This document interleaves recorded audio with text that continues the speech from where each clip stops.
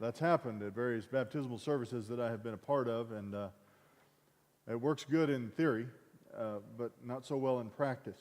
So give me a call if you want to do that or come talk to me. Okay, go ahead and open up your Bibles to John chapter 8. And we're going to be the last tale of chapter 7. Now, you may notice some brackets there. Do anybody have brackets there? If you have a New King James Version, the brackets are not likely there. If you have a New American Standard, ESV, NIV, I could list all the critical texts, but you get the idea. You may have a bracket there. That means that if you're really interested, you can come to my office, and we can talk about textual criticism. Do you know anyone know what textual criticism is?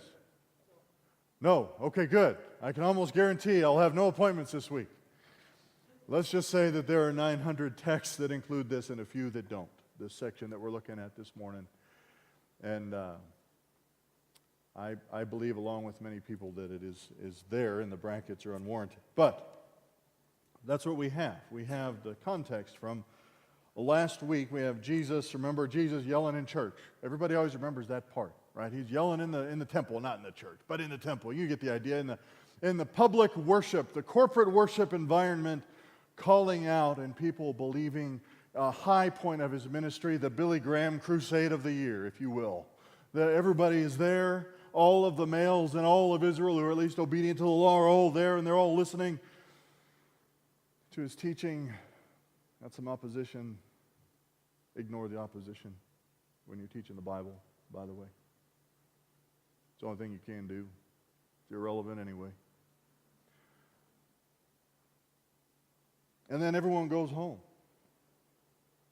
That's what 53 of chapter 7 says. Everyone went to his home. But Jesus went to the Mount of Olives. Jesus didn't consider himself actually to have a home. Remember, the birds of the nest, birds have their nests, foxes have their holes, the Son of Man has nowhere to lay his head. So he goes to the Mount of Olives. He goes there to recuperate a lot. In fact, if we were to submit to Jesus' personality to an MBTI test, a lot of you kids took those a while back. I'm probably to blame for that. Sorry. We would at least probably say that Jesus in his earthly body and his earthly ministry presented some attributes of an introvert, actually. When we read through the Gospel of Mark, often, as many times as anywhere else, we see that Jesus retreats to pray, to recuperate, to converse, to rest. Because that's what an introvert needs to recharge his batteries, right? I know this very well. Jesus went to the Mount of Olives. Early in the morning, he came again into the temple, and all the people were coming to him, and he sat down and began to teach them. Well, why does he do that? Because that's always the right time for that, right? We talked about that. We've been over this. It's always the right time to come in and teach God's word to a willing audience. That's always the thing to do, regardless of the fact that most of the people who didn't live in Jerusalem are gone. Everybody went to their own homes. By the way, we don't even see the 12 in this section. When John says everyone went to their own home, he said probably us too. It's the way I take that. Seems like it makes it a one-man ministry here in Jerusalem. And Jesus doesn't let that dissuade him from coming to the temple. Perhaps even, this is unusual. Does that strike you as odd that Jesus would do something unusual by this point? It appears to me that he's seated in the women's court of the temple in order to keep his audience broader, and we'll talk about that here in a minute. But he returns a much smaller audience, much smaller than it was even just the day before. He just went to the Mount of Olives, and early in the morning he came into the temple, and all the people were coming to him, and he sat down and began to teach them. The scribes and the Pharisees brought a woman caught in adultery, and having set her in the center of the court, they said to him, "Teacher, this woman has been caught in adultery in the very act." Now in the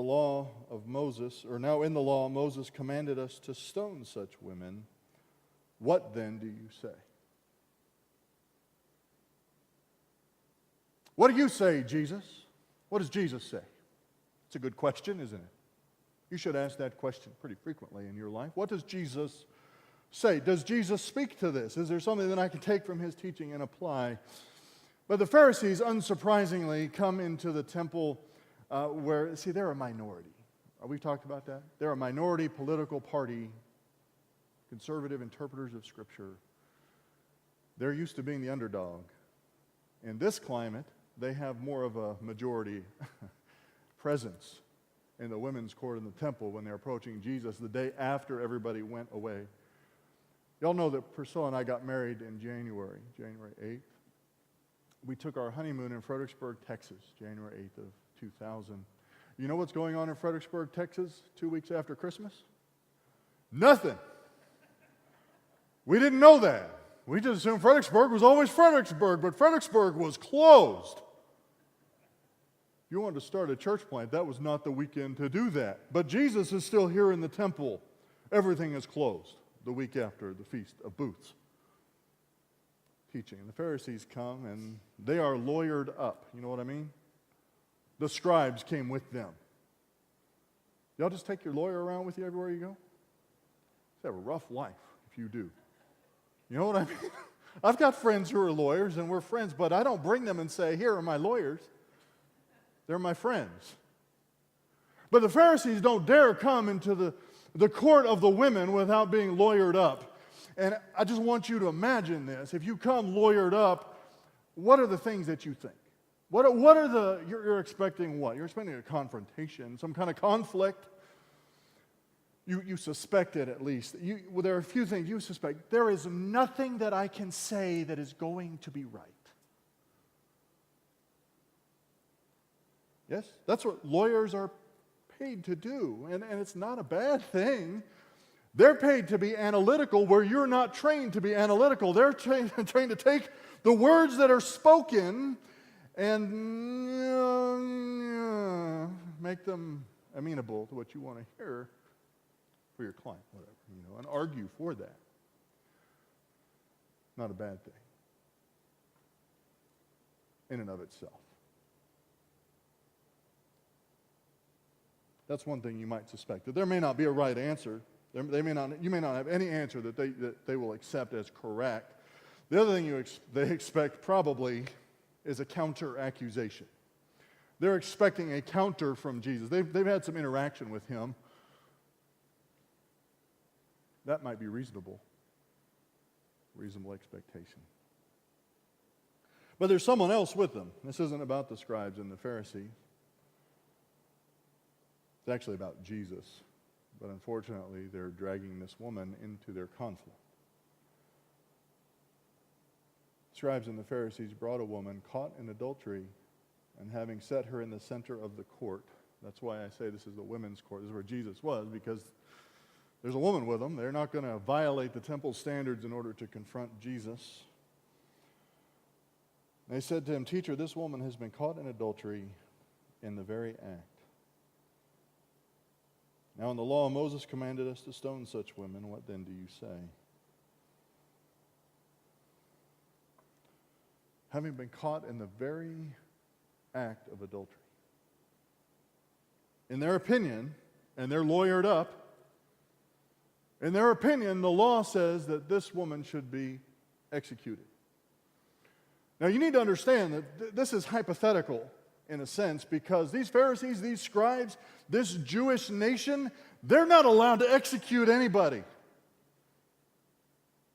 This discussion is really moot. They don't have the sovereignty to do what they say the law requires them to do. That should give them pause. Why don't we have that sovereignty? What?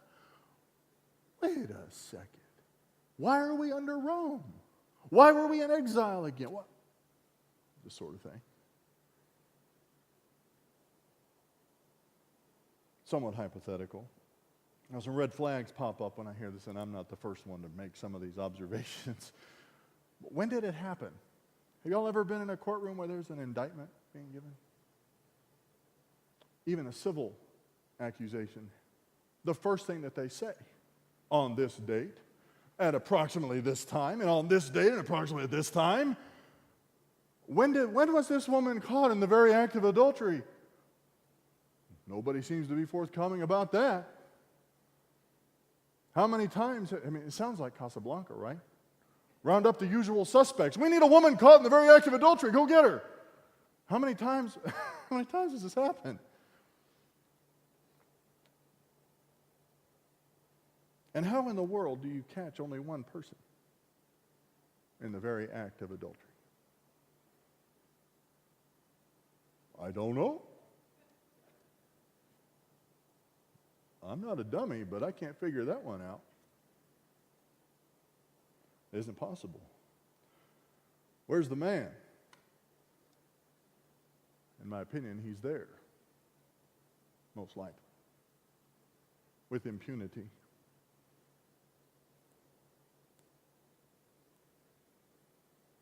See, in the law, there were about 20 things I think you could be executed for. If you go and you look under our law in the United States, and you look, initially you'll find there's like 40 or 44, something like that, numbers of things for which capital punishment is reserved as a possibility. All of them involve killing somebody. Basically, there's just one. They're just trying to cover all their bases and say, these are the things, these are all the different things that have capital punishment as a possibility. Under the law, there were 20, which sounds like less until you realize it was 20 real different things. Being rebellious against your parents. Breaking the, I'm telling you, some of the stuff, I don't understand the why. Breaking the Sabbath. Remember, they were going to try to kill Jesus for doing that. In their opinion, when he broke the Sabbath, healing the man by the pool of Siloam, right? That was an application of the principle of the law. Jesus says, I did not break the Sabbath. You're right, breaking the Sabbath is a capital crime, but I did not break the Sabbath. Bearing false witness against somebody in a capital case was also a capital crime. That makes some sense. If you're going to put somebody's neck on the chopping block with your lies, it should have serious consequences at the very least. I said I didn't understand all of them. I understood that one. All of them require at least 2 witnesses. Well, now we're getting talking about a unicorn now. We've got a single person caught in the very act of adultery with 2 witnesses. Right? That's what they're saying. We've already pronounced sentence here. See, and the law wasn't that clear cut. Actually, if you go back, and you can do this on your own, there were times when adultery was committed when only the man was to be executed. Do you know that? Yeah, it's there. Most of the time, both of them were to be executed. Hence the lawyers. If you're going to stand before and say, this is a done deal, you better have some lawyers, because it doesn't make any sense to any thinking person. You've got to do some backward somersaults. That doesn't sound very comfortable, does it? Doing backward somersaults sounds painful. People get real comfortable doing backward somersaults from one end of the Bible to the other when they're talking about interpretation. They're doing it. Trying to set up a kangaroo court in the court of the women to pronounce a sentence that they are prohibited from executing from a person that isn't, in their minds, authorized to pronounce a sentence. Jesus, he's an itinerant preacher from Galilee. They don't believe in him. They don't believe he's the King of the Jews. They don't believe he's the Messiah. They're not giving him any credit for any authority. They just want to trip him up, discredit him. What do you say, Jesus? Now, John tells us that. He says they were saying this, testing him, so they might have grounds for accusing him. But Jesus stooped down, and with his finger he wrote on the ground.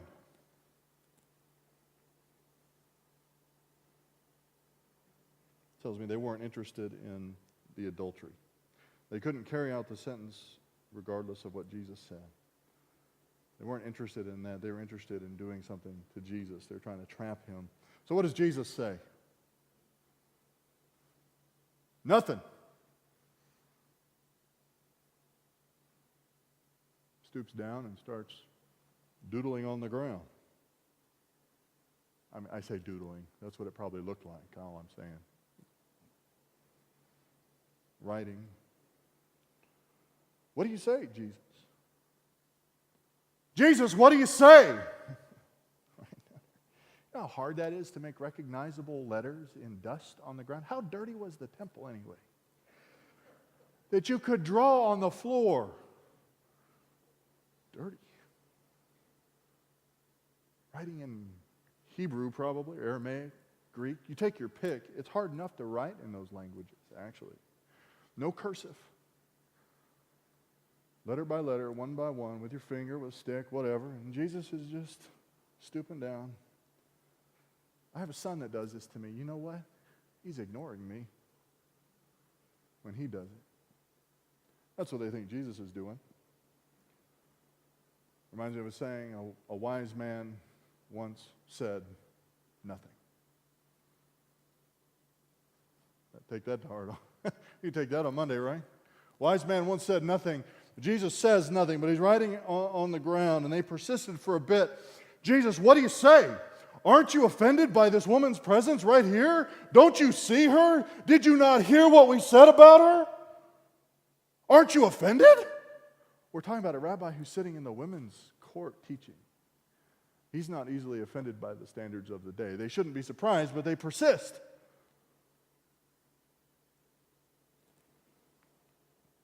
So he stands up. And he says to them, he who is without sin, he among you who is without sin, cast the first stone.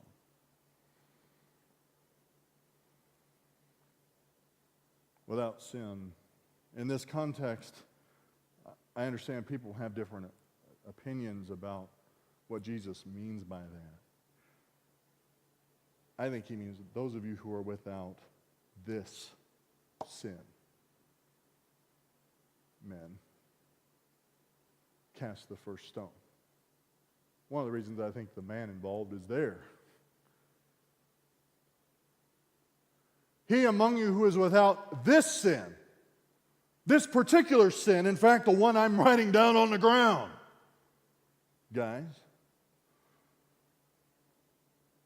maybe he was writing the list of men in that room who had committed adultery. Maybe he was writing a list of men who had committed other capital crimes, including bearing false witness against somebody in a capital case, perhaps. Breaking the Sabbath, rebelling against his parents, quite a few. He stoops down and starts writing again. More things. Over and over and over. And you can kind of get the impression that there were some eyeballs bugging out. Jaws dropping. Jesus had just said something, but John says this. Did you catch that? He stooped down and wrote on the ground. When they heard it, they began to go out one by one, beginning with the older ones. And he was left alone, and the woman where she was in the center of the court. What did they hear? Well, Jesus had just said something. He did. But maybe you didn't know this. What do you naturally do when you pick up a box of crackers at Walmart and you want to find out if it's gluten-free?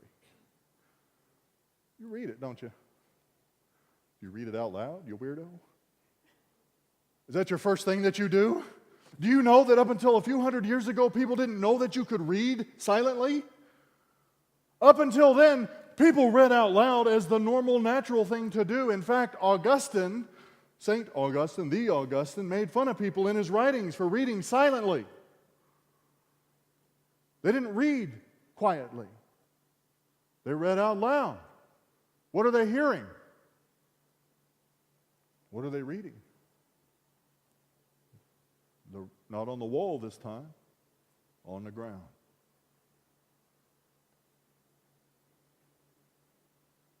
Holy Moses. What is he writing? Oh no! What is he writing? Nobody knows that. Jesus knows what's in the heart of a man. Not those things. Now, I know that's speculation, because he doesn't say what he's writing. But that he says, he who is without sin, cast the first stone. And look at your sin resume. By the way, that's the longest one you have. Your sin resume. That's the thing you're most qualified to do on your own.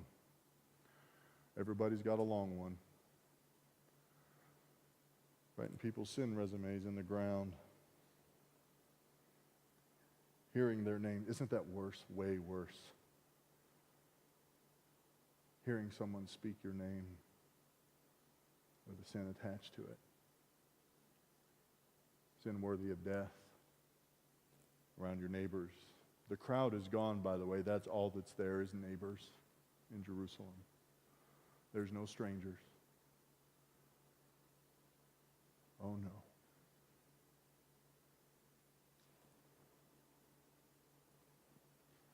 So the older first, longer resume, they leave. Followed by the younger.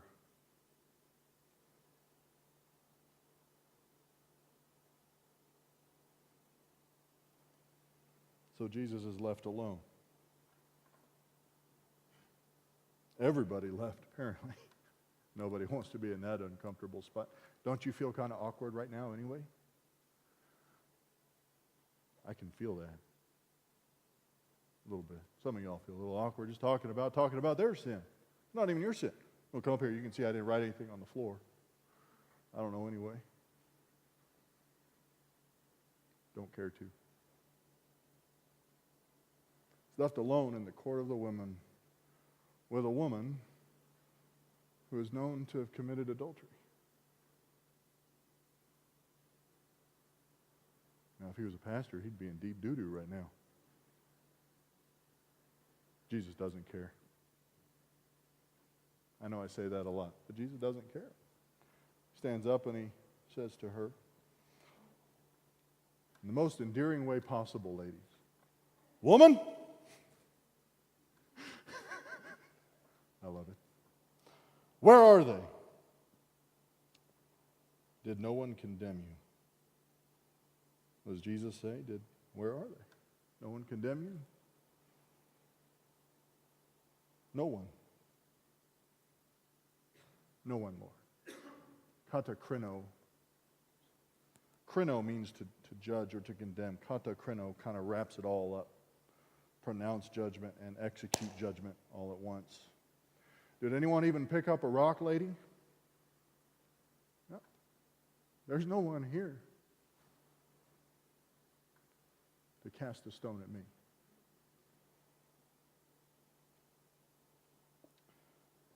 See, no one picked up a stone because when everyone's worthy of the same fate, no one is left to do the stoning. Yes? When everyone's guilty, when everybody's capital crime is listed, Jesus said, "You want to have a court? You want to have a kangaroo court? We'll have it right here. Form a line, oldest to youngest. Here we go. And then whoever's left can stone the rest. Who's left? So everybody's worthy of capital punishment. No one's left to do the stoning. But when you're the king, something other than condemnation is necessary. You need grace. Mercy, but grace as well. What does Jesus say? "I do not condemn you either." Now he uses a different word. Krino. I'm not even going to pronounce a sentence on you. Kata krino. There's no one left to throw a stone. Well, I'm not even going to bother pronouncing a sentence. He doesn't deal with their guilt. From now on, sin no more. I thought sin wasn't the issue, Pastor. It's not between her and Jesus. Didn't Jesus just say, "I'm only with you for a little while longer"?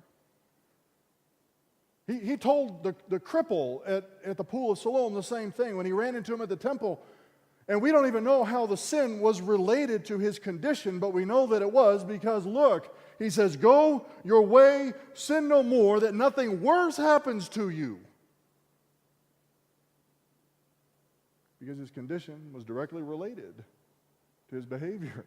How was this woman now standing alone with Jesus in the court of the women at the temple, having this conversation? Well, Jesus seems to indicate that she was guilty. It wasn't a false accusation. But Jesus isn't always going to be in the temple. He's not always going to be in the court of the women. And the next time, if there is a next time, this isn't going to happen. Go your way, sin no more. I mean, frankly, they couldn't even establish her guilt anymore. There's no witnesses, much less people to throw rocks. And you realize this was not like chunking a piece of flint across the pond, right? It had to be bigger than your fist and smaller than your head. Can you throw a rock the size of your head? How hard? Serious business.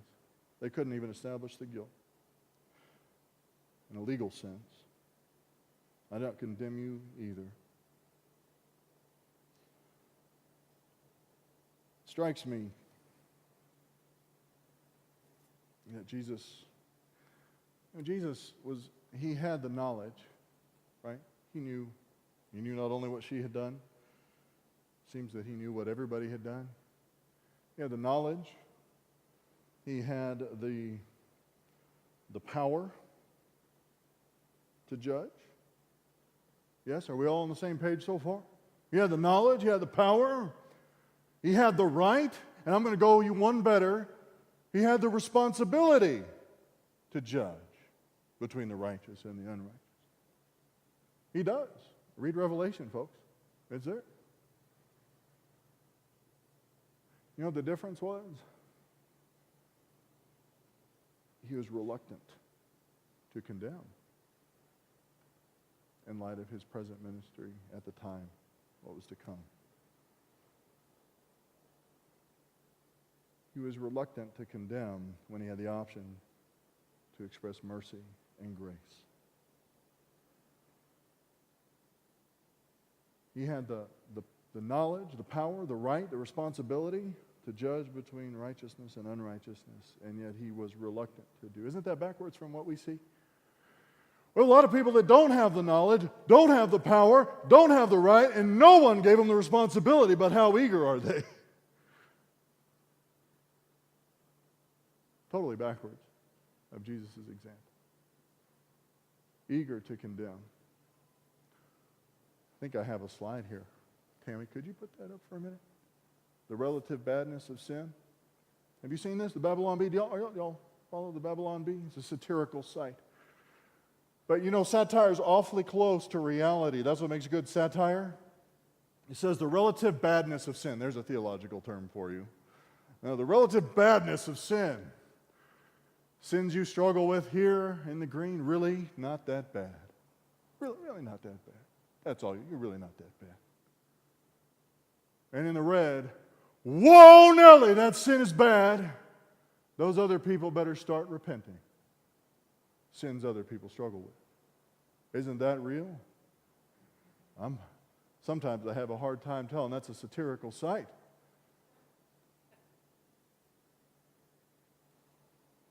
Humanity is pretty naturally eager to condemn. We think that we can get closer to God by stacking bodies in a staircase to get closer to Him. Be reluctant to condemn. Be eager to show grace. Okay? All right, let's pray. Father,